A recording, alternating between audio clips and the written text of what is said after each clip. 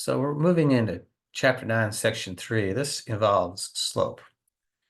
As we mentioned in previous lessons, in previous videos, we define slope as the change in the rate of change between two points on a line.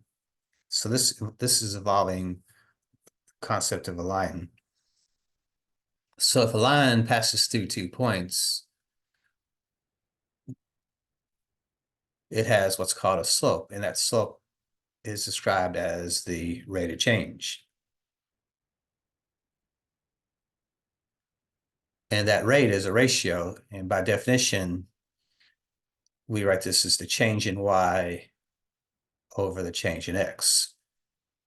The Greek symbol delta is another way to write the word change. So change, by definition, is a subtraction problem. So you could write this as y2 minus y1 over x2 minus x1 if you know two ordered pairs.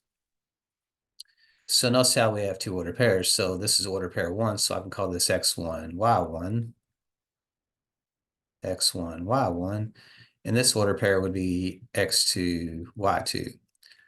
So x2, y2 denotes the second order pair, x1, y1 denotes the first order pair.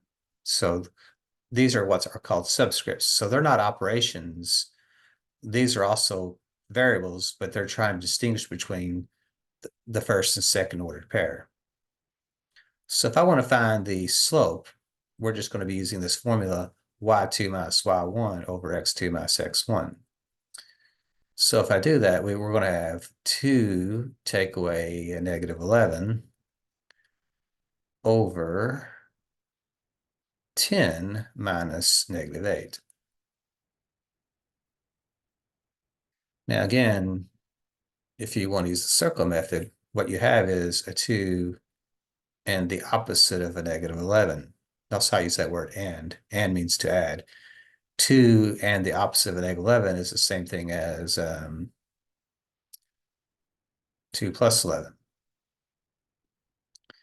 And on the bottom here, notice that we have a 10 and the opposite of a negative 8. Again, that and implies addition. So notice how I'm kind of doing this mentally. So I'm actually mentally circling these in my head to make it easier to do without using a calculator. So it's the same thing as 10 plus 8. Those are equivalent. But this method is much easier for me to do without a calculator. So hopefully we can do this. So 2 plus 11, yeah, that's 13. 10 plus 8 is 18. Now, to reduce a fraction, there has to be a common factor. Well, 13 is a prime number. It doesn't break down. So that means the only way this is going to reduce is if 18 has 13 as a factor.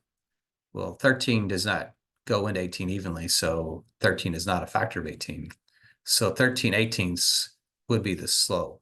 So m would be just simply 13/18 if I leave it as a fraction.